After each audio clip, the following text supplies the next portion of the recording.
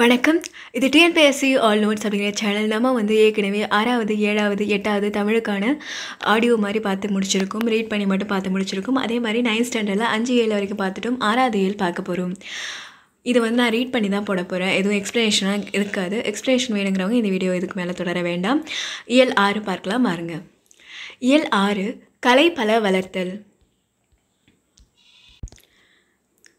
ஓவிய விதானத்து உரைப்பெரு நெத்திலத்து மாலை தாமம் வலையுடன் நாற்றி விருந்து பட கிடந்த அழற்தொழில் அரங்கம். சிலப்பதிகாரம் புகார் காண்டம் அரங்கேற்று காதை 111 to 113. கற்றல் நோக்கங்கள். தமிழர் சிற்பக்கலையின் வரலாற்று சிறப்பை போற்றுதல். இலக்கியம் காட்டும் ஐவகை நிலங்களின் அழகை நுகர்ந்து அவற்றை விவரித்து எழுதுதல். சிறுகதை அமைப்பில் தமிழர் இசைக்கலையின் சிறப்பை உணர்தல். புதியன சிந்தித்து கவிதை படைத்தல். புரட்சி இலக்கண அடிப்படைகளை அறிந்து பயன்படுத்தல். திருக்குறளின் எளிய வடிவத்தையும் அதன் பொருளையும் அறிந்து சுவைக்கும் திறன் பெறுதல். உரைநடை உலகம். சிற்பக்கலை. நுழையும் முன் கல்லிலும் உலோகத்திலும் கருவிகள் செய்த மனிதன் அவற்றில் சிற்பம் எனும் நுண்கலையை வடிக்கத் தொடங்கினான். மனித நாகரிக வளர்ச்சியின் தொடக்கமாக இதை கொள்ளலாம். உயிரற்ற கல்லிலும் உலோகத்திலும் தமிழர் மன உணர்வுகளையும் நிகழ்வுகளையும் செதுக்க வைத்த சிற்பங்கள் இன்றும் வரலாற்றின் வாயில்களாக விளங்குகின்றன. தமிழர் அழகியலின் வெளிப்பாடுதான் நாம் காணும் சிற்பங்கள். தமிழ் சிற்பிகள் கல்லில் வடித்த கவிதைகளை சிற்பங்கள். கல், உலோகம், செங்கல், மரம் முதலியவற்றை கொண்டு கண்ணையும் கருத்தையும் கவரும் வகையில் உருவங்கள் அமைக்கும் கலையை சிற்பக்கலை எனலாம். கல்லும் உலோகமும் செங்கல்லும் மரமும் மண்ணும் சுதையும் தந்தமும் வண்ணமும் கண்ட சருக்கரையும் மெழுகும் என்றிவை பத்தே சிற்பத் தொழிற்கு உறுப்பாவன என்று திவாகர நிகண்டு குறிப்பிடுகிறது. மணிமேகலையிலும் இத்தகு குறிப்புகள் காணப்படுகின்றன. சிற்பங்களின் வகைகள். சிற்பங்களை அவற்றின் உருவ அமைப்பு அடிப்படையில் முழு உருவ சிற்பங்கள், புடைப்பு சிற்பங்கள் என இரண்டாக பிரிக்கலாம். உருவத்தின் முன்பகுதியும் பின்பகுதியும் தெளிவாக தெரியும் வகையில் முழு உருவத்துடன் அமைந்த சிற்பங்களை முழு உருவ சிற்பங்கள் என்று கூறலாம். அவ்வாறின்றி முன்பகுதி மட்டும் தெரியும்படி அமைக்கப்பட்ட சிற்பங்களை புடைப்பு சிற்பங்கள் எனலாம். இத்தகு சிற்பங்களை அரண்மனைகள், கோவில்கள் போன்ற இடங்களில் காணலாம். குறிப்பாக கோவிலின் தரைப்பகுதி, கோபுரம், தூண்கள், நுழைவாயில்கள், சுவர்களின் வெளிப்புறங்கள் என எல்லா இடங்களிலும் புடைப்பு சிற்பங்களை பார்க்க முடிகிறது. தெய்வ உருவங்கள், இயற்கை உருவங்கள், கற்பனை உருவங்கள், முழு வடிவ பிரதிமை உருவங்கள் என 4 நிலைகளில் உலோகத்தினாலும் கல்லினாலும் சிற்பங்கள் அமைக்கப்படுகின்றன. சிற்ப இலக்கண மரபை பின்பற்றி கலை நயத்துடனும் மிகுந்த தேர்ச்சியுடனும் சிற்பிகள் சிற்பங்களை வடிவமைக்கின்றனர். அதனால் அவர்களை கற்கவிஞர்கள் என்று சிறப்பிக்கின்றனர். பல்லவர் கால சிற்பங்கள். பல்லவர் காலத்தில் சுதையினாலும் கருங்கற்களினாலும் சிற்பங்கள் அமைக்கப்பட்டன. கோவில் தூண்கள் சிற்பங்களால் அழகு பெற்றன. தூண்களில் யாழி, சிங்கம், தாமரை மலர், நுட்பமான வேலைப்பாடுகள் நிறைந்த வட்டங்கள் போன்றவை பொறிக்கப்பட்டன. பல்லவர் காலத்தில் அமைக்கப்பட்ட கோவில்களின் கட்டடங்கள், கற்றூண்கள், சுற்றுச்சுவர்கள், நுழைவாயில்கள் என அனைத்து இடங்களிலும் சிற்பங்கள் மிளிர்வதை காண முடியும். தெரியுமா? தமிழின் தொன்மையான இலக்கண நூலாகிய தொல்காப்பியத்தில் சிற்பக்கலை பற்றிய குறிப்பு காணப்படுகிறது. போரில் விழுப்புண்பட்டு இறந்த வீரருக்கு நடுகல் நடப்படும். அக்கல்லில் அவ்வீரரின் உருவம் பொறிக்கப்பெறும். தமிழரின் தொடக்க கால சிற்பக்கலைக்கு சான்றாக இதையும் குறிப்பிடலாம். சிலப்பதிகாரத்தில் கண்ணகிக்கு சிலை வடித்த செய்தி இடம்பெற்றுள்ளது. மாளிகைகளில் பல சிற்பங்களில் சுண்ணாம்பு கலவை சுதை சிற்பங்கள் இருந்ததை மணிமேகலை மூலம் அறிய முடிகிறது. பல்லவர் கால சிற்பக்கலைக்கு மாமல்லபுரம் சிற்பங்கள் மிகச்சிறந்த சான்றுகளாகும். கடற்கரையில் காணப்பட்ட பெரும் பாறைகளை செதுக்கி பற்பல உருவங்கள் அமைக்கப்பட்டுள்ளன. அங்கு உருவாக்கப்பட்ட பஞ்ச பாண்டவர் ரதங்களில் அழகிய சிற்பங்கள் காணப்படுகின்றன. பறவைகள், விலங்குகள் ஆகியவற்றின் பல்வேறு உருவ சிற்பங்களும் பல்லவர்களின் சிற்பக்கலை பெருமையை உலகுக்கு உணர்த்துகின்றன. காஞ்சி கைலாசநாதர் கோயில் சுற்றுச்சுவர் முழுவதும் சிற்பங்களின் கலைக்கூடமாக திகழ்கிறது. அதே போன்று காஞ்சி வைகுந்த பெருமாள் கோவிலிலும் பல்லவர் கால சிற்பங்கள் மிகுதியாக உள்ளன. இங்கு தெய்வ உருவங்களும் பிற சிற்பங்களும் கோவிலின் உட்புற சுவரில் செதுக்கப்பட்டுள்ளன. பல்லவர் கால குடைவரை கோவில்களின் நுழைவு வாயிலில் இருபுறங்களிலும் காவலர்கள் நிற்பது போன்ற சிற்பங்கள் படைக்கப்பட்டுள்ளன. மாமல்லபுரம், காஞ்சிபுரம், திருச்சி, மலைக்கோட்டை போன்ற இடங்களில் காணப்படும் பல்லவர் கால சிற்பங்கள் சிறந்த கலைநுட்பத்துடன் அமைந்துள்ளன. பாண்டியர் கால சிற்பங்கள். பாண்டியர் காலத்தில் அமைக்கப்பட்ட குகை கோவில்களில் சிற்ப வேலைப்பாடுகள் நிறைந்துள்ளன. அவற்றை திருமயம், பிள்ளையார்பட்டி, குன்றக்குடி, திருப்பரங்குன்றம் முதலிய இடங்களில் உள்ள கோவில்களில் காணலாம். கோவில்பட்டிக்கு மேற்கே கழுகுமலை வெட்டுவான் கோவிலில் அமைந்துள்ள சிற்பங்களும் பாண்டியர் கால சிற்பக்கலைக்கு சான்றுகளாகும். சோழர் கால சிற்பங்கள். கற்சிற்பங்கள் அமைக்கும் கலை சோழர் காலத்தில் விரைவாக வளர்ச்சி பெற்றது. முதலாம் ராசராசன் கட்டிய தஞ்சை பெரிய கோவில், முதலாம் ராசேந்திரன் சோழன் எழுப்பிய கங்கை கொண்ட சோழபுரம், இரண்டாம் ராசராசன் எழுப்பிய தாராசுரம் ஐராவதீஸ்வரர் கோவில், மூன்றாம் குலோத்துங்க சோழன் அமைத்த திரிபுவன வீரேஸ்வரர் கோயில் போன்றவை சோழர் கால சிற்பக்கலையின் கருவூலங்களாக திகழ்கின்றன. தஞ்சை பெரிய கோவிலில் காணப்படுகின்ற 14 அடி உயரமுள்ள வாயிற்காவலர் உருவங்களும் மிகப்பெரிய நந்தியும் வியப்பூட்டும் வேலைப்பாடுகள் கொண்ட தூண்களும் சோழர் கால சிற்பத்திறனுக்கு சான்றுகளாக விளங்குகின்றன. கங்கை கொண்ட சோழபுரத்தில் ஒரே கல்லில் அமைந்த நவக்கிரகமும் சிங்கமுக கிணறும் அவற்றில் பொறிக்கப்பட்டுள்ள உருவங்களும் குறிப்பிடத்தக்கன. புதுக்கோட்டை மாவட்டம் நார்த்தாமலையில் நடன முத்திரைகளுடன் சிற்பங்கள் அமைக்கப்பட்டுள்ளன. அம்மாவட்டத்தில் உள்ள கொடும்பாலூரில் 2ஆம் பராந்தக சோழனால் கட்டப்பட்ட மூவர் கோவில் சிற்பங்கள் அழகானவை. திருச்சிராப்பள்ளி மாவட்டம் சீனிவாசநல்லூரில் உள்ள குரங்கநாதர் கோவில் சிற்பங்கள் குறிப்பிடத்தக்கவை. சோழர் கால இறுதியில் திருவரங்க கோவிலினுள் அமைக்கப்பட்ட சிற்பங்களில் வெளிப்படும் முகபாவனைகள் சோழர் கால சிற்பக்கலை நுட்பத்திற்கு மிகச்சிறந்த சான்றுகளாகும். சோழர் காலத்தில் மிகுதியான செப்பு திருமேனிகள் உருவமைக்கப்பட்டுள்ளன. கடவுளின் உருவங்களும் மனித உருவங்களும் மிகுந்த கலைநுட்பத்தோடு வடிவமைக்கப்பட்டன. சோழர் காலம் செப்பு திருமேனிகளின் பொற்காலம் என்று அழைக்கப்படும் அளவிற்கு அவை அழகுற அமைந்துள்ளன. விஜயநகர மன்னர் கால சிற்பங்கள். விஜயநகர மன்னர்கள் காலத்தில் கோவில்களில் மிக உயர்ந்த கோபுரங்கள் எழுப்பப்பட்டன. அக்கோபுரங்களில் சுதைகளாலான சிற்பங்கள் மிகுதியாக உள்ளன. இவர்கள் தெலுங்கு, கன்னட பகுதிகளுடன் தொடர்பு கொண்டிருந்த காரணத்தினால் அந்நாட்டு சிற்பக்கலையின் தாக்கம் தமிழக சிற்பங்களில் ஏற்பட்டது. ஆடை அணிகலன்கள் அணிந்த நிலையில் உள்ள உருவங்கள் சிற்பங்களாயின. கோவில் மண்டபங்களில் மிகுதியான சிற்பத்தூண்கள் அமைக்கப்பட்டன. குதிரையின் உருவங்களை சிற்பங்களில் இடம்பெற செய்தனர். வீரர்கள் அமர்ந்த நிலையில் குதிரைகள் முன்கால்களை தூக்கி நிற்பது போன்ற சிற்பங்களை மண்டபத்தூண்களில் அமைத்தனர். அத்துடன் பல்வேறு ஓசைகளை எழுப்பும் இசை கற்றூன்களையும் இவர்கள் அமைத்தது குறிப்பிடத்தக்கது. தெரியுமா? தமிழக அரசு சிற்ப கலைஞர்களை பரிசளித்து பாராட்டி சிற்பக்கலையை வளர்த்து வருகிறது. மாமல்லபுரத்தில் தமிழ்நாடு அரசு சிற்பக் கல்லூரியை நடத்தி வருகிறது. அக்கல்லூரியிலிருந்து ஆண்டுதோறும் சிற்ப கலைஞர்கள் பலர் உருவாகின்றனர். சுவாமிமலை, கும்பகோணம், மதுரை ஆகிய இடங்களில் உலோக படிமங்கள் செய்யும் பயிற்சி நிலையங்கள் அமைந்துள்ளன. சென்னையிலும் கும்பகோணத்திலும் உள்ள அரசு கவின்கலை கல்லூரிகளில் சிற்பக்கலையை பயிலலாம். இக்கலைத்துறையில் மிகுதியான வேலைவாய்ப்புகள் உள்ளன. சிற்பக்கலை குறித்த செய்திகளை அனைவரும் அறிந்து கொள்ளும் வகையில் தமிழ்நாடு தொழில்நுட்ப கல்வி இயக்ககம் சிற்ப செந்நூல் என்ற நூலை வெளியிட்டுள்ளது. நாயக்கர் கால சிற்பங்கள். நாயக்க மன்னர் பல இடங்களில் 1000 கால் மண்டபங்களை அமைத்தனர். அம்மண்டப தூண்களில் அழகிய சிற்பங்களை செதுக்கினர். மதுரை மீனாட்சி அம்மன் கோயில், ராமேஸ்வரம் பெருங்கோவில், திருநெல்வேலி நெல்லையப்பர் கோவில், கிருஷ்ணாபுரம் பெருமாள் கோவில், திண்டுக்கல் அருகே தாடிக்கொம்பில் உள்ள பெருமாள் கோவில், பேரூர் சிவன் கோவில் போன்ற இடங்களில் கலைநயமிக்க சிற்பங்களை காண முடியும். மதுரை மீனாட்சி அம்மன் கோவில் 1000 கால் மண்டப தூண்களில் கண்ணப்பர், குறவன் குறத்தி போன்ற சிற்பங்கள் உள்ளன. அரிச்சந்திரன், சந்திரமதி சிற்பங்களில் ஆடை ஆபரணங்கள் கலைநயத்துடன் காணப்படுகின்றன. இறந்த மைந்தனை கையில் ஏந்தியபடி நிற்கும் சந்திரமதி சிலையும் அமைந்துள்ளது.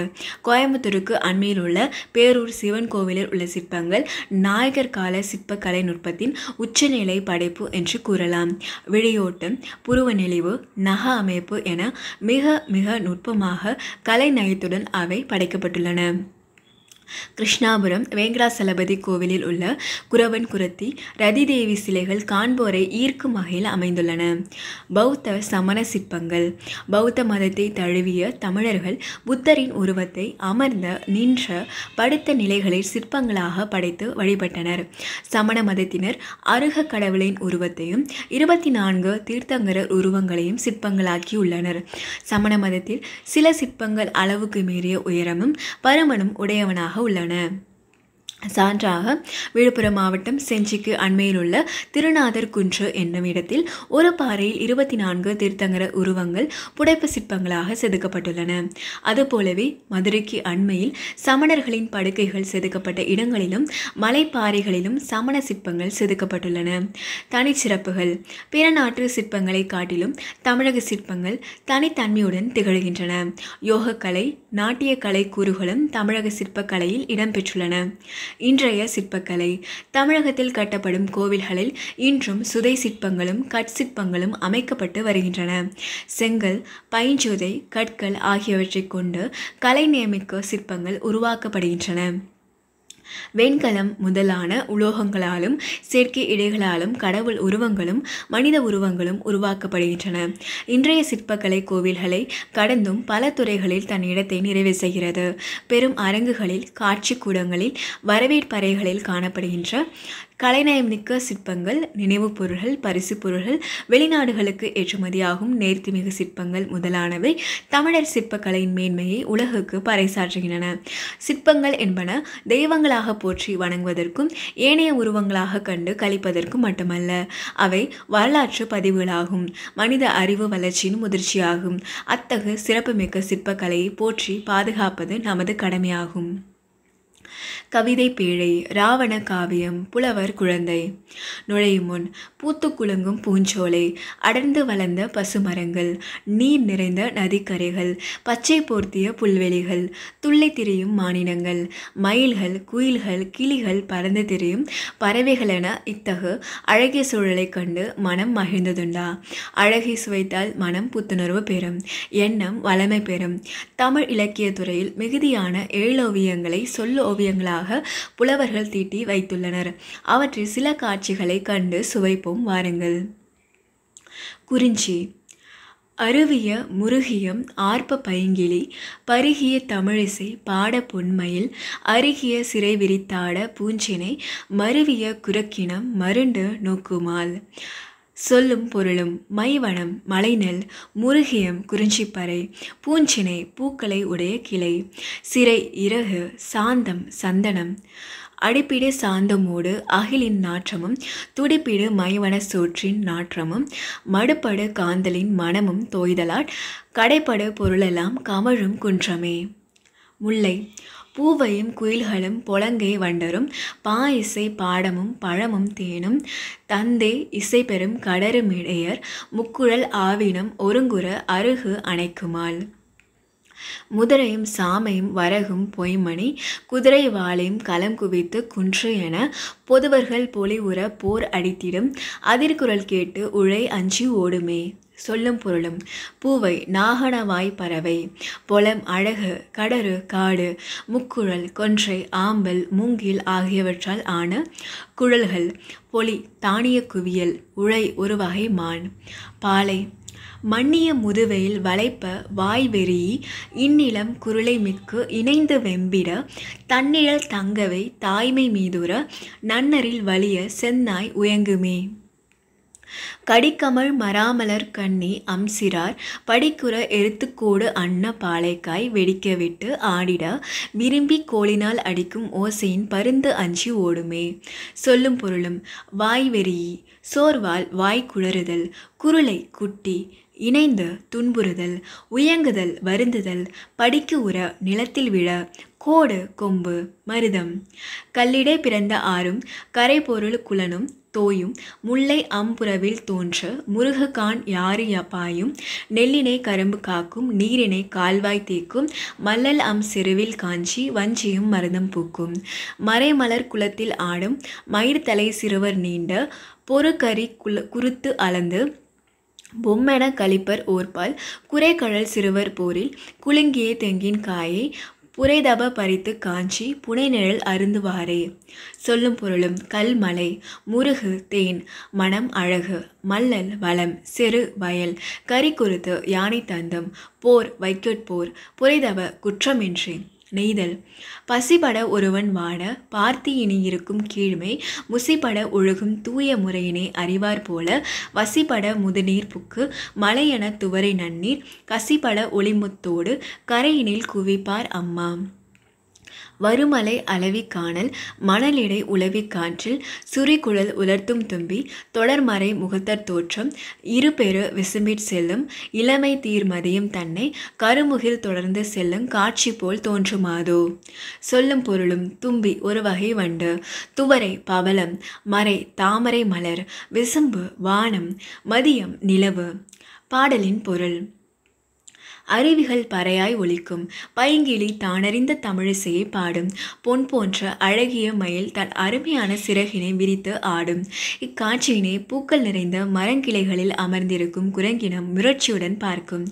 தீயிலிட்ட சந்தன மரக்குச்சிகள் அகில் இவற்றின் நறுமணமும், உலையிலிட்ட மலை நெல்லரி சோற்றின் மணமும், காந்தல் மலரின் ஆழ்ந்த மணமும் பரவி தோய்ந்து கிடந்ததனால் எல்லா இடங்களிலும் உள்ள பொருள்கள் மனம் கமழ்ந்து காணப்பட்டன. நாகனவாய் பறவைகளும் குயில்களும் அழகுமிக்க வண்டுகளும் பாவிசைத்து பாடின.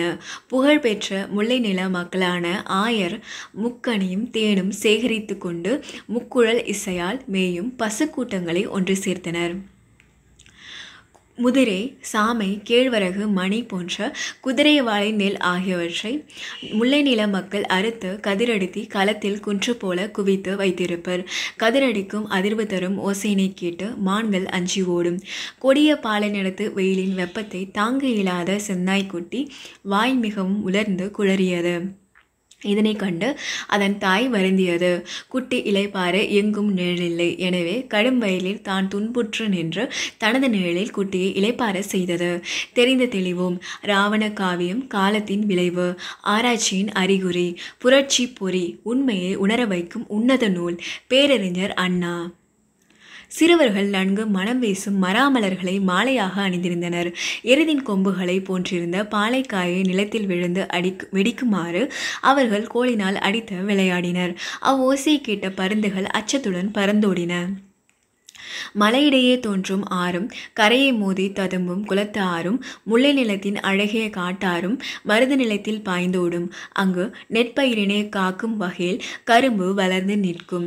பெருகி வரும் நீரினை கால்வாய் வழி வயலில் தேக்கி வளம் பெருக்கும். இத்தகு வளம் நிறைந்த மருது நில வயலில் காஞ்சி வஞ்சி மலர்கள் பூத்து நிற்கும். தாமரை மலர்கள் பூத்திருந்த குளத்தில் சிறுவர்கள் நீராடினர். அக்குளத்தில் நீந்தும் யானையின் தந்தங்களை அளந்து பார்த்து அதன் வடிவழகு கண்டு மகிழ்ந்தனர். சிறுகடல் அணிந்த சிறார்கள் வைக்கோற்போர் குலுங்கிடும்படி ஏறி தென்னை இளநீர் காய்களை பறித்தனர். பின்னர் காஞ்சி மர நிழலில் அமர்ந்து அருந்தினர். தூய ஒழுக்கமுறையை பின்பற்றுபவர்கள் பசி துயரால் துன்புறுவோரை கண்டு வருந்துவார்கள். அதுபோல தான் வாழும் இடமானது மூழ்குமாறு பெரும் கடலலை புகுந்து விட்டாலும் மலை அளவுக்கு பவளங்களையும் நல் இயல்பு தோன்றும் ஒளி முத்துகளையும் நெய்தல் நிலத்தவர் கடற்கரையில் கொண்டு வந்து குவிப்பர். தும்பியானது கரையை நெருங்கி வருகின்ற மலை போன்ற அலையினை தடவி கடற்கரை மணலிடை உலவி காற்றிலே தன் நீண்ட சிறகினை உலர்த்தும். பின்னர் பெண்களின் முகத்தை தாமரை மலரென கருதி தொடர்ந்து செல்லும். அது வானில் முழு நிலவை தொடர்ந்து செல்லும் கருமேகத்தின் காட்சி போல் உள்ளது. இலக்கண குறிப்பு. பைங்கிளி பண்புத்தொகை. பூவையும் குயில்களும் முதிரையும் சாமையும் வரகும் எண்ணும்மைகள். இந்நிலங்குருளை பண்புத்தொகை. அதிர்குரல் வினைத்தொகை. மன்னிய பேரச்சம். வெறியி சொல்லிசை அளப்படை. கடிக்கமழ் உரிச்சொற்றொடர். மலர்கண்ணி மூன்றாம் வேற்றுமை உருவும் பயனும் உடன் தொக்க தொகை. எருத்துக்கோடு ஆறாம் வேற்றுமை தொகை. கரைபொரு இரண்டாம் வேற்றுமை தொகை. மறைமுகம் ஓமை தொகை. கருமுகில் பண்புத்தொகை. வருமலை வினைத்தொகை. பகுபத உறுப்பிலக்கணம். பருகிய பருகு ப்ளஸ் இன் ப்ளஸ் இ ப்ளஸ் ஆ. பருகு பகுதி. இன் இறந்த கால இடைநிலை. இன் கெட்டது விகாரம். இ உடம்பெடுமை. ஆ பேரச்ச விகுதி. பூக்கும் பூ ப்ளஸ் இக்கு ப்ளஸ் பூ பகுதி. இக்கு சந்தி. இக்கு எதிர்கால இடைநிலை. வினைமுற்று மிகுதி விகுதி. தெரிந்து தெளிவோம். கோர்வை அல்லது கோவை. கோ என்பது வேர்ச்சொல். கோப்பு, கோவை, கோத்தல், கோத்தான், கோத்தாள் என்பதே சரி. எடுத்துக்காட்டு: ஆசார கோவை, ஊசியில் நூலை கோத்தான். நூல்வெளி.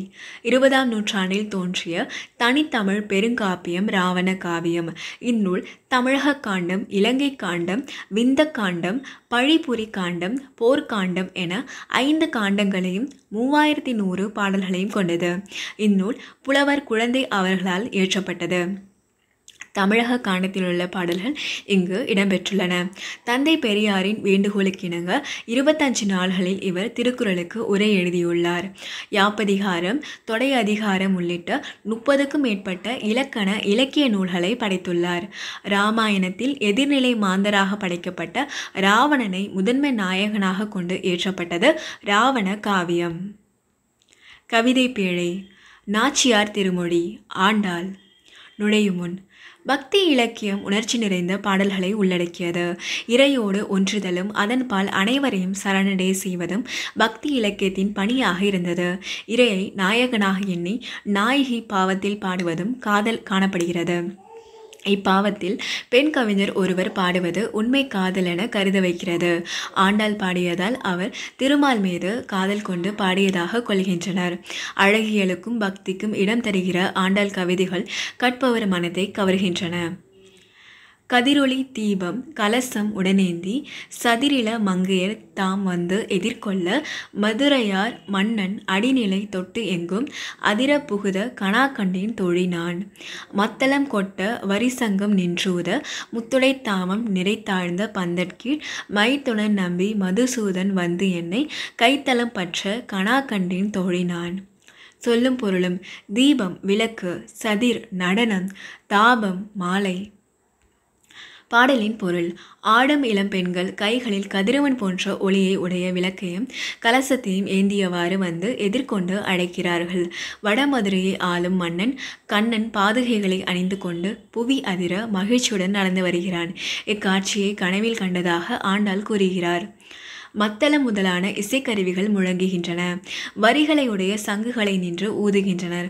அத்தை மகனும் மது என்ற அரக்கனை அழித்தவனுமான கண்ணன் முத்துகளையுடைய மாலைகள் தொங்கிடப்பட்ட பந்தலின் கீழ் என்னை திருமணம் செய்து கொள்கிறான். இக்காட்சியை கனவில் கண்டதாக ஆண்டாள் கூறுகிறார். தெரிந்து தெளிவோம். பெண்ணின் திருமண வயது 18, ஆணின் திருமண வயது 21 என்று சட்டம் நிறைவேற்றப்பட்டுள்ளது. இலக்கண குறிப்பு. முத்தொடை தாமம் 2ஆம் வேற்றுமை தொகை. பகுபத உறுப்பிலக்கணம். தொட்டு தொடு தொட்டு பிளஸ் உ. தோடு பகுதி தொட்டு என ஒற்று இரட்டித்து இறந்த காலம் காட்டியது விகாரம்.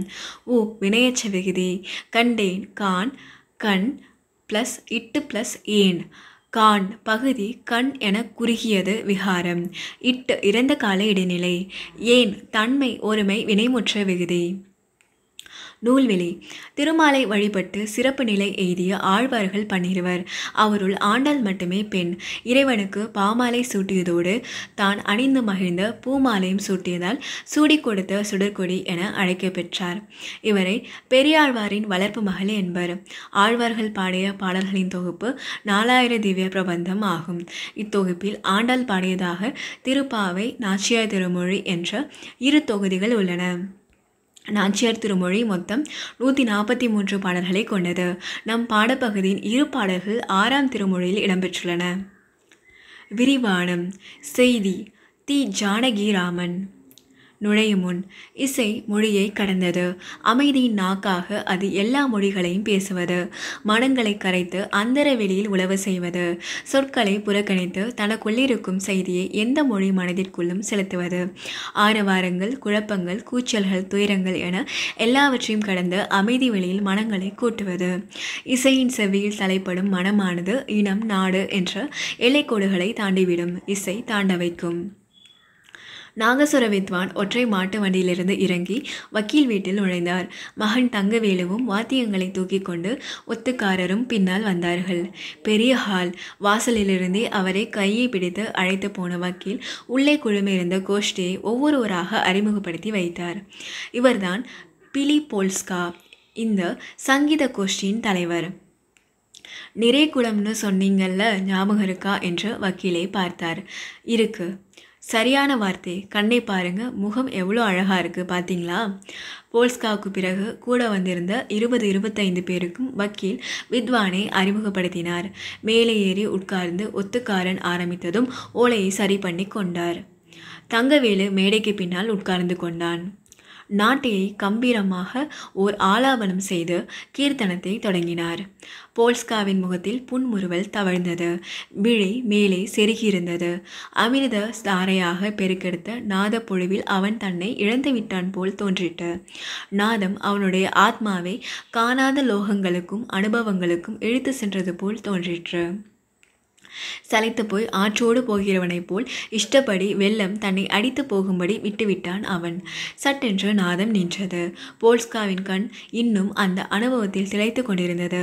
மேலே செருகிய விழிகள் கீழே இறங்கி பார்க்க 1 நிமிஷம் ஆயிற்று. டையும் கால் சட்டையுமாக சப்பனம் கட்டி அமர்ந்திருந்த அந்த கூட்டம் அசையாது பார்த்து கொண்டிருந்தது. ஐயா, ஒரு சின்ன சோதனை வைக்க போறேன் என்றார் வித்வான் வக்கீலை பார்த்து. என்ன? பாருங்களேன். வக்கீல் ஒன்றும் புரியாமல் அவரை பார்த்தார். தசரி மா என்று ஆரம்பித்தார். சாமாராகம் என்று அடையாளம் கண்ட வக்கீல் வைத்த கண் எடுக்காமல் பார்த்தார். ராகம் கொஞ்சம் கொஞ்சமாக மலர்ந்து கொண்டிருந்தது. நடுநிசையில் தோட்டத்தில் மலர்ந்த மனத்தை பெருக்கும் அமைதியான மனத்தை வீசும் பவழமலை நினைவு அவர் உள்ளத்தில் தோய்ந்தது. அவரது தலை அங்கும் இங்கும் விட்டுவிட்டு வரும் அந்த மனத்திற்கு இசைவாக அசைந்து கொண்டிருந்தது.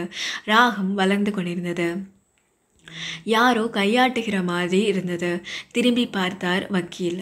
போல்ஸ்காதான். அவன் உடல் ராகத்தோடு இசைந்து அசைந்து கொண்டிருந்தது. 2 கைகளையும் எதையோ வாங்கிக் கொள்வது போல் நீட்டிக்கொண்டிருந்தான். முகத்தில் ஒரு புன்சிரிப்பு. சன்னதம் வந்தவன் மாறி அந்த முகம் நினைவிழந்து எங்கேயோ ஆகாசத்தை பார்த்து கொண்டிருந்தது. திடீரென்று உட்கார்ந்திருந்தவன் எழுந்துவிட்டான். கையை நீட்டியபடியே நின்று கொண்டு மெல்லிய காற்றில் அசையும் சம்பங்கி மரம் மாதிரி ஆடினான். ராகம் இன்னும் வளர்ந்தது. நின்று கொண்டிருந்தவன் அடியெடுத்து வைத்தான். கைகளை நீட்டி ஏந்தி கொண்டே அடியெடுத்து வைத்தான். நடந்து நடந்து மேடை முன் வந்ததும் மெதுவாக முழந்தாளிட்டு உட்கார்ந்து கொண்டான். கையை மேடையோரத்தில் வைத்து முகத்தை புதைத்து கொண்டான். வக்கீலும் போல்ஸ்கா கோஷ்டியும் போல்ஸ்காவையே பார்த்து கொண்டிருந்தார்கள். போல்ஸ்கா எந்த உலகத்தில் அலைகிறானோ, எந்த வானில் திரிகிறானோ, அவன் தவத்தை கலைத்துவிடப் போகிறோமே என்று பயந்தாரோ என்னவோ வித்வான். ராக ஆலாபனத்தை கூட ஓர் இடத்தில் நிறுத்தாமல் அப்படியே கீர்த்தனையை தொடங்கிவிட்டார். சாந்தமுலேகா குழந்தையை கொஞ்சுகிறது போல அந்த அடி கொஞ்சிற்று. சத்தியத்தை கண்டு இறைஞ்சது போல் கெஞ்சிற்று. போல்ஸ்காவின் மெய் சிலைத்தது. முதுகு ஒரு சொடுக்குடன் உலுக்கியதில் தெரிந்தது. கீர்த்தனம் முடிந்தது. வாத்தியம் நின்றது. மேடையில் கை வைத்து முகத்தை புதைத்து கொண்டிருந்த போல்ஸ்கா ஒரு எட்டி வித்வானின் கையை பிடித்தான்.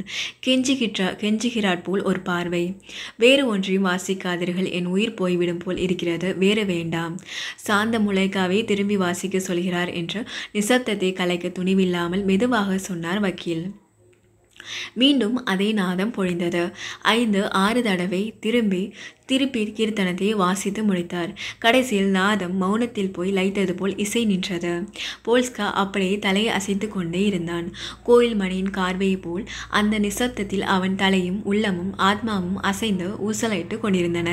3 நிமிஷம் ஆயிற்று. வக்கீல் ஒரு பெருமூச்சு விட்டால் தொண்டையில் வந்த கரகரப்பை பயந்து கணித்தார். திரும்பி பார்த்தான் போல்ஸ்கா. மிஸ்டர் மணி, இதில் ஏதோ செய்தி இருக்கிறது, ஏதோ போதம் கேட்கிறது. எனக்கு ஒரு செய்தி, எந்த உலகத்திலிருந்தோ வந்த ஒரு செய்தி கேட்கிறது. அந்த போதத்தில் தான் திளைத்து கொண்டிருக்கிறேன். இன்னும் எனக்கு வேகம் அடங்கவில்லை. செய்திதான் அது. எனக்காக அனுப்பிய செய்தி. உலகத்திற்கே ஒரு செய்தி. உங்கள் சங்கீதத்தின் செய்தி அது. குழந்தையை போல் சிரித்து கொண்டே நினைத்ததை சொல்ல தெரியாமல் தடுமாறினான் போல்ஸ்கா. புரிகிறதா என்று கேட்டான். புரிகிறாற் போல் இருக்கிறது என்றார் வக்கீல். எனக்கு நன்றாக புரிகிறது. அது செய்தி. உலகத்திலேயே எந்த சங்கீதமும் இந்த செய்தி எனக்கு அளிக்கவில்லை. 2 கைகளையும் நீட்டி அதை நான் ஏந்தி வாங்கி கொண்டு விட்டேன்.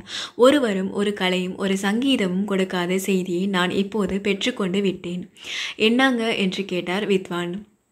வக்கீல் மொழிபெயர்த்து சொன்னார் கேள்வியை. என்ன தோன்றிற்று என்றே கேட்கிறாரா? உலகம் முழுவதும் பிணக்காடாக கிடக்கிறது. ஒரே இரைச்சல், ஒரே கூச்சல், ஒரே அடிதடி. புயல் வீசி மரங்களை முறிக்கிறது. அலை உயர எழுந்து குடிசைகளை முழுகடிக்கிறது. இடி விழுந்து சாலையின் மரங்கள் பட்டு போகின்றன. கட்டிடமிருந்து விழுகிறது. எங்கே பார்த்தாலும் ஒரே இரைச்சல். இந்த போர்க்களத்தில் இந்த இரைச்சலில் நான் மட்டும் அமைதியை காண்கிறேன். மெதுவாக இருந்த இரைச்சல் தேய்ந்து இந்த பிரளய கூச்சலும் இரைச்சலும் மெதுவாக அடங்கி தேய்கிறது. ஒரு அமைதி என் உள்ளத்தில் எழுகிறது. இனிமேல் எந்த இரைச்சலும் சத்தமும் யுத்தமும் என்னை தொடாது. நான் எழுந்து விட்டேன். அரவமே கேட்காத உயரத்திற்கு, மேகங்களுக்கும் புயலுக்கும் அப்பாலுள்ள உயர்விற்கு எழுந்து அங்கே அமைதியை, அழியாத அமைதியை கண்டுவிட்டேன். இந்த அமைதி எனக்கு போதும். இப்போதே நான் இந்த அமைதியில் கலந்துவிட தயாராக இருக்கிறேன். அமைதியுடன் தான் பேசினான் போல்கா. வக்கீல் மொழிபெயர்த்து சொன்னார். வித்வான் திகைத்து போனார். அமைதியா? அப்படியா தோணித்து இவருக்கு? ஆமாம், அப்படித்தானே சொல்கிறார் இவர். வார்த்தை கூட சொல்லலையே நான். எப்படி இவருக்கு தெரிஞ்சது? மிஸ்டர் போல்ஸ்கா, இந்த பாட்டும் அமைதி வேணும் என்றுதான் அலறுகிறது. நீங்கள் சொன்ன புயல் இடி என்ற மாதிரியில் இல்லாவிட்டாலும் அமைதி அமைதி என்று அமைதியை தான் கடைசி லட்சியமாக இந்த பாட்டு இறைஞ்சுகிறது. அப்படியா என்று போல்ஸ்காவும் சமைந்து போய்விட்டான். செய்திதான் இது. நாதத்திற்கு சொல்லவா வேண்டும்? எந்த வரம்பையும் கடந்து செய்தியை அது கொடுத்துவிடும் என்றான் அவன். இந்த கையை கொடுங்கள். வாசித்த இந்த கையை கொடுங்கள். கடவுள் நர்த்தனமாடுகிற இந்த விரலை கொடுங்கள். நான் கடவுளை முகர்ந்து முத்தமிடுகிறேன் என்று விரலை பிடித்து உதட்டில் வைத்து கொண்டான் போல்ஸ்கா. தி. ஜானகிராமனின் செய்தி என்னும் சிறுகதையின் ஒரு பகுதி. தெரிந்து தெளிவோம் சிறுகதை விருது மாலை. சாகித்ய அகாதமி விருது பெற்ற தமிழ் சிறுகதை எழுத்தாளர்கள். 1970 அன்பளிப்பு சிறுகதைகள் கு. அழகிரிசாமி. 1979 சக்தி வைத்தியம் சிறுகதை தொகுப்பு தி. ஜானகிராமன். 1987 முதலில் இரவு வரும் சிறுகதை தொகுப்பு ஆதவன். 1996 அப்பாவின் சிநேகிதர் சிறுகதை தொகுப்பு அசோகமித்ரன். 2008 மின்சாரப்பூ சிறுகதைகள் மேலாண்மை பொன்னுசாமி. 2010 சூடியப்பூர் சூடர்க்க சிறுகதைகள் நாஞ்சில் நாடன். 2016 ஒரு சிறு இசை சிறுகதைகள் வண்ணதாசன். இதேபோல் மற்ற வகை இலக்கிய படைப்புகளுக்காக சாகித்ய அகாதமி விருது பெற்றவர்களை பற்றியும் தெரிந்து கொள்க. சிறுகதை என்பது சிறுகதை என்றால் சிறிய கதை கொஞ்ச பக்கங்களில் முடிந்து விடுவது என்பதல்ல. சிறுகதை என்ற பிரிவு இலக்கியத்தில் அதில் எடுத்தாளப்படும் பொருள் பற்றியது. ஒரு சிறு சம்பவம், ஒரு மனநிலை ஆகியவற்றை மையமாக வைத்து எழுதப்படுவது.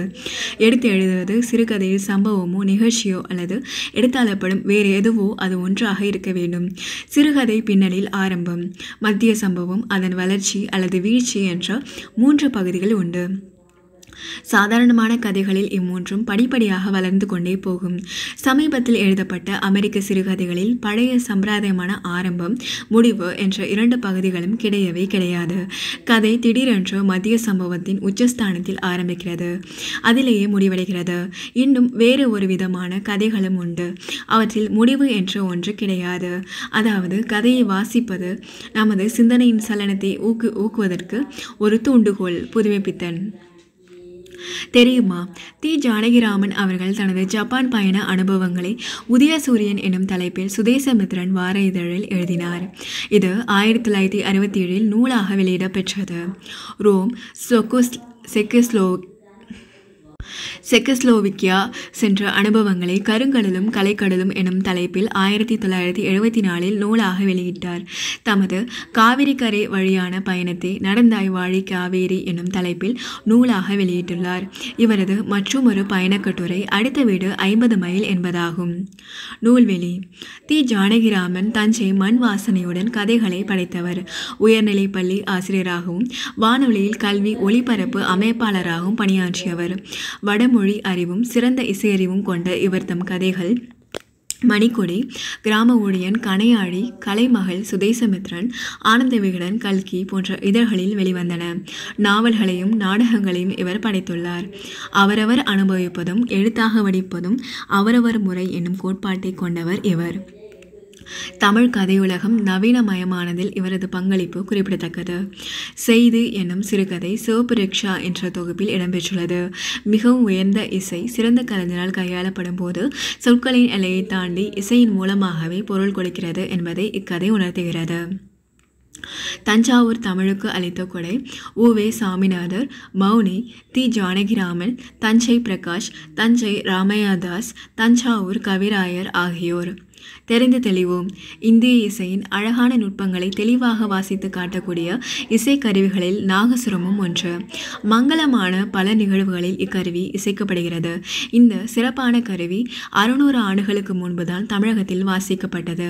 13ஆம் நூற்றாண்டில் எழுதப்பட்ட சங்கீத ரத்னாகரம் என்னும் நூலில் இந்த கருவி கூறப்படவில்லை. 13ஆம் நூற்றாண்டு வரையிலுள்ள எந்த பதிவுகளிலும் இந்த கருவி பற்றி குறிப்பிடப்படவில்லை. தமிழக பழமை வாய்ந்த கோவில் சிற்பங்களிலும் இந்த கருவி காணப்படவில்லை. ஆகவே இந்த கருவி 13ஆம் நூற்றாண்டிற்கு பின் ஏற்பட்டிருக்கலாம் என்று அறிய முடிகிறது. நாகசுரம் என்ற பெயரே சரியானது. நாகசுர கருவி ஆச்சா மரத்தில் செய்யப்படுகிறது. வெட்டப்பட்ட ஆச்சா மரத்துண்டுகளை நீண்ட நாள்கள் வைத்திருந்த பிறகே இக்கருவி உருவாக்கப்படுகிறது. எனவே பழைய வீடுகளிலிருந்து பிரிக்கப்பட்ட ஆச்சா மரக்கட்டைகளை கொண்டே நாகசுரம் செய்யப்படுகிறது. நாகசுரத்தின் மேல் பகுதியில் சீவாழை என்ற கருவி பொருத்தப்படுகிறது. சீவாழை நாணல் என்ற புல் வகையை கொண்டு செய்யப்படுகிறது. கட்கண்டு புணர்ச்சி நிலைமொழி வருமொழி. புணர்ச்சி என்பது 2 சொற்களுக்கு இடையில் நிகழ்வது. 2க்கும் மேற்பட்ட சொற்களாக இருந்தாலும் நிலைமொழி வருமொழி நிலைமொழியாகி நிற்கும். எனவே இரு மொழிகளுக்கு இடையே நிகழ்வதுதான் புணர்ச்சி. ஒரு சொல்லோடு ஒட்டுகளோ இன்னொரு சொல்லோ இணையலாம். அவ்வாறு இணையும் போது ஒளிநிலையில் மாற்றங்கள் நிகழ்வதுண்டு. மாற்றம் இல்லாமலும் சேர்வதுண்டு. புணர்ச்சியில் நிலைமொழியின் இறுதி எழுத்தை பொறுத்து உயிரீறு மெய்யீறு எனவும் வருமொழியின் முதல் எழுத்தை பொறுத்து உயிர் முதல் மெய் முதல் எனவும் பிரிக்கலாம். புணர்மொழியின் இயல்பு. எழுத்து வகையால் சொற்கள் 4 வகைப்படும். கலை பிளஸ் அழகு உயிரீறு, மண் பிளஸ் குடம் மெய்யீறு, வாழை பிளஸ் இறை உயிர் முதல், வாழை பிளஸ் மரம் மெய் முதல். மேலும் இப்புணர்ச்சியை நிலைமொழி இறுதி எழுத்து வருமொழி முதல் எழுத்து அடிப்படையில் 4ஆக பிரிக்கலாம். உயிர் முன் உயிர் மணி இன் பிளஸ் இ பிளஸ் அடி மணியடி. உயிர் முன் மெய் பனி பிளஸ் காற்று பனிக்காற்று. மெய் முன் உயிர் ஆள் பிளஸ் இலை ஆளிலை. மெய் முன் மெய் மரம் பிளஸ் கிளை மரக்கிளை. இயல்பு புணர்ச்சியும் விகார புணர்ச்சியும். புணர்ச்சியில் நிலைமொழியும் வருமொழியும் அடையும் மாற்றங்களின் அடிப்படையில் புணர்ச்சியை இருவகைப்படுத்தலாம். புணர்ச்சியின் போது மாற்றங்கள் எதுவுமின்றி இயல்பாக புணர்வது இயல்பு புணர்ச்சி எனப்படும். வாழை பிளஸ் மரம் வாழை மரம், செடி பிளஸ் கொடி செடி கொடி, மண் பிளஸ் மலை மண்மலை. புணர்ச்சியின் போது ஏதேனும் மாற்றம் நிகழ்ந்தால் அது விகார புணர்ச்சி எனப்படும். இந்த மாற்றம் 3 வகைப்படும். அவை தோன்றல் திரிதல் கெடுதல். நுழைவு பிளஸ் தேர்வு நுழைவு தேர்வு தோன்றல். கல்லூரி பிளஸ் சாலை கல்லூரி சாலை தோன்றல். பல் பிளஸ் பசை பட்பசை திரிதல். புறம் பிளஸ் 400 புறநானூறு கெடுதல். உயிரேற்று புணர்ச்சி உடம்பெடுமை. உயிரை ஈராக உடைய சொற்களின் முன் உயிரை முதலாக உடைய சொற்கள் வந்து சேரும். அப்போது சொற்கள் சேராமல் தனித்து நிற்கும். ஒன்று சேராத உயிரொலிகளை ஒன்று சேர்ப்பதற்கு அங்கு ஒரு மெய் தோன்றும். இதனை உடம்பெடுமை என்று சொல்வர். நிலைமொழியின் ஈற்றில் இ ஈ ஐ எனும் உயிரெழுத்துக்களை ஈராக உடைய சொற்கள் நிற்கும். அவற்றின் முன் 12 உயிர்களையும் முதலாவதாக உடைய சொற்கள் சேரும். அந்நிலையில் யகரம் உடம்பெடுமையாக வரும். மணி பிளஸ் அழகு ஈக்குவல் டு மணி பிளஸ் இ பிளஸ் அழகு ஈக்குவல் டு மணி அழகு. தீ பிளஸ் எரி ஈக்குவல் டு தீ பிளஸ் இ பிளஸ் எரி ஈக்குவல் டு தீயெரி. ஓடை பிளஸ் ஓரம் ஈக்குவல் டு ஓடை பிளஸ் இ பிளஸ் ஓரம் ஈக்குவல் டு ஓடையோரம். இ ஈ ஐ தவிர பிற உயிரெழுத்துகள் நிலைமொழி ஈராக வரும்போது அவற்றின் முன் வருமொழியில் 12 உயிர்களும் வந்து புணர்கையில் வகரமை தோன்றும்.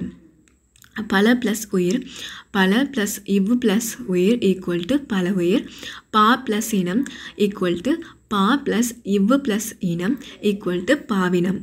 நிலைமொழி ஈராக ஏகாரம் வந்து வருமொழியில் 12 உயிரெழுத்துகளையும் உடைய சொற்கள் வந்து புணர்கையில் யகரமோ வகரமோ தோன்றும். சே பிளஸ் அடி ஈக்குவல் டு சே பிளஸ் இ பிளஸ் அடி ஈக்குவல் டு சேயடி. சே பிளஸ் இவ் பிளஸ் அடி ஈக்குவல் டு சேவடி. தே பிளஸ் ஆரம் ஈக்குவல் டு தே பிளஸ் இவ் பிளஸ் ஆரம் ஈக்குவல் டு தேவாரம். இவனே பிளஸ் அவனே ஈக்குவல் டு இவனே பிளஸ் இ பிளஸ் அவன் ஈக்குவல் டு இவனே அவன். இ ஈ ஐ வழி எவ்வும் ஏனை உயிர் வழி வவ்வும் ஏமுனி விருமையும் உயிர்வரின் உடம்படு மெய் என்றாகும். நன்னூல் 162. குற்றிய லுகர புணர்ச்சி. வட்டு பிளஸ் ஆடினான் ஈக்குவல் டு வட்டு அடைப்புக்குறி இட்டு பிளஸ் உ அடைப்புக்குறி பிளஸ் ஆடினான் ஈக்குவல் டு வட் இட்டு ப்ளஸ் ஆடினான் ஈக்குவல் டு வட்டாடினான். நிலைமொழியாக வரும் குற்றியலுகரத்தின் முன் உயிரெழுத்துகள் வந்தால் நிலைமொழியிலுள்ள உகரம் கெடும். வருமொழியிலுள்ள உயிரெழுத்து நின்றமையுடன் இணையும். குற்றியலுகரத்தைப் போலவே சில முற்றியலுகரங்களுக்கும் இவ்விரு விதிகளும் பொருந்தும். உறவு ப்ளஸ் அழகு ஈக்குவல் டு உற அடைப்புக்குறி இவ்வு ப்ளஸ் உ அடைப்புக்குறி ஈக்குவல் டு உறவ் ப்ளஸ் அழகு ஈக்குவல் டு உறவழகு. தெரிந்து தெளிவோம். தனிக்குறில் அல்லாது சொல்லுக்கு இறுதியில் வல்லின மெய்கள் ஏறிய உகரம் குசுறு துபுரு தன் ஒரு மாத்திரை அளவிலிருந்து அரை மாத்திரை அளவாக குறைந்து ஒலிக்கும். இவ்வாறு குறைந்து ஒலிக்கும் உகரம் குற்றியலுகரம் ஆகும். சொல்லின் இறுதியில் நிற்கும் உகரத்தின் முந்தைய எழுத்தை பொறுத்து குற்றியலுகரம் 6 வகைப்படும். நாக்கு வகுப்பு வன்தொடர் குற்றியலுகரம், நெஞ்சு இரும்பு மென்தொடர் குற்றியலுகரம், மார்பு அமிழ்து இடைத்தொடர் குற்றியலுகரம், முதுகு வரலாறு உயிர்த்தொடர் குற்றியலுகரம், எஃகு அகுது ஆயுத தொடர் குற்றியலுகரம், காது பேசு நெடில் தொடர் குற்றியலுகரம். மெய் மயக்கம் புணர்ச்சியில் இரு சொற்கள் இணையும் போது வருமொழியில் காசா தாபா வந்தால் சில இடங்களில் மீண்டும் அதே எழுத்து தோன்றும். இதை வழிமிகுதல் என்பர். இது போன்ற சில இடங்களில் மெல்லினமும் மிகுதல் உண்டு. குறிப்பாக ஞ ஞ ந ம என்ற 4 எழுத்துகளும் இவ்வாறு மிகும். எகர ஈற்று சொற்கள் முன் மெல்லினம் மிகும். எடுத்துக்காட்டு மெய் ப்ளஸ் மயக்கம் ஈக்குவல் டு மெய் மயக்கம், மெய் ப்ளஸ் ஞானம் ஈக்குவல் டு மெய் ஞானம், செய் ப்ளஸ் நன்றி ஈக்குவல் டு செய் நன்று. வேற்றுநிலை மெய் மயக்கத்தில் ய ர ழ முன்னர் மெல்லினம் மிகும். எடுத்துக்காட்டு வேய் ப்ளஸ் குழல் ஈக்குவல் டு வேங்குழல், கூர் ப்ளஸ் சிறை ஈக்குவல் டு கூர்ஞ்சிறை, பாழ் ப்ளஸ் கிணறு ஈக்குவல் டு பாழுங்கிணறு. புலி என்னும் சுவை பெயர் முன்னர் வல்லெழுத்து மட்டுமின்றி மெல்லினமும் மிகும். எடுத்துக்காட்டு புலி ப்ளஸ் கறி புளிங்கறி, புலி ப்ளஸ் சோறு புளிஞ்சோறு. உயிரெழுத்து இறுதியில் கொண்ட மரப்பெயர்களுக்கு முன்னர் மெல்லினம் மிகும். எடுத்துக்காட்டு மா ப்ளஸ் பழம் மாம்பழம், வில ப்ளஸ் காய் விலங்காய். பூ என்னும் பெயர் முன்னம் வல்லினத்தோடு மெல்லினமும் மிகும். எடுத்துக்காட்டு பூ ப்ளஸ் கொடி பூங்கொடி, பூ ப்ளஸ் சோலை பூஞ்சோலை, பூ ப்ளஸ் தொட்டி பூந்தொட்டி.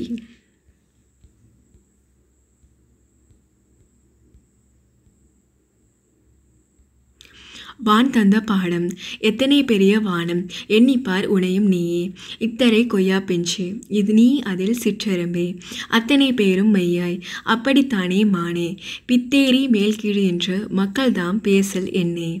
பாவேந்தர் பாரதிதாசன். கலை சொல்ல அறிவோம். குடைவரை கோவில் கேவ் டெம்பிள், கருவூலம் ட்ரெஷரி, மதிப்புற முனைவர் ஹானரரி டாக்டரேட், மெல்லிசை மெலடி, ஆவண குறும்படம் டாக்குமெண்ட் ஷார்ட் ஃபிலிம், புணர்ச்சி காம்பினேஷன், அறிவை விரிவசை நட்பு காலம் கவிஞர் அறிவுமதி, திருக்குறள் கதைகள் கிருபானந்த வாரியார், கையா உலகே ஓர் உயிர் ஜேம்ஸ் லவ்லாக், தமிழில் சா சுரேஷ். வாழ்வியல் இலக்கியம் திருக்குறள் திருவள்ளுவர். புல்லறிவாண்மை ஏவவும் செய்களான் தான் தேரான் அவ்வுயிர் போவும் அளவும் ஒரு நோய், சொன்னாலும் செய்யாமல் தானாகவும் செய்யாமல் இருப்பவன் உயிர் சாகும் வரை உள்ள நோய்.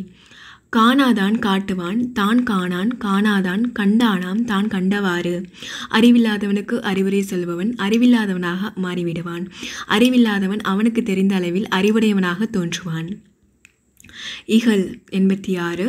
இன்பத்துள் இன்பம் பயக்கும் இகல் எனும் துன்பத்துள் துன்பம் கெடின். துன்பத்தில் மனக்கசப்பு என்னும் மோசமான துன்பம் மறைந்தால் இன்பத்தில் சிறந்த இன்பம் பெறலாம். குடிமை அடுக்கிய கோடி பேரினும் குடி பிறந்தார் குன்றுவத செய்தல் இலர். கோடி பொருள் அடுக்கி கொடுத்தாலும் ஒழுக்கமான குடியில் பிறந்தவர் தவறு செய்வதில்லை. சான்றாண்மை அன்பு நான் ஒப்புரவு கண்ணோட்டம் வாய்மையோடு 5 சால்பு ஒன்றிய தூண்.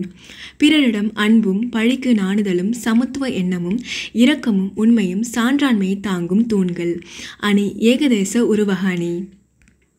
ஆற்றுவார் ஆற்றல் பணிதல் அது சான்றோர் மாற்றாரை மாற்றும் படை. செயல் செய்பவரின் ஆற்றல் பணிவுடன் நடத்தல் அதுவே சான்றோருக்கு பகைவரையும் நட்பாக்கும் கருவி. ஊழி பெயரினும் தாம் பெயரார் சான்றாண்மைக்கு ஆழி எனப்படுவார். ஊழிக்காலம் வந்தாலும் சான்றாண்மை என்னும் கடலுக்கு கரை போன்றவர் நட்பண்புகளிலிருந்து மாறமாட்டார். அணி ஏகதேச உருவக அணி.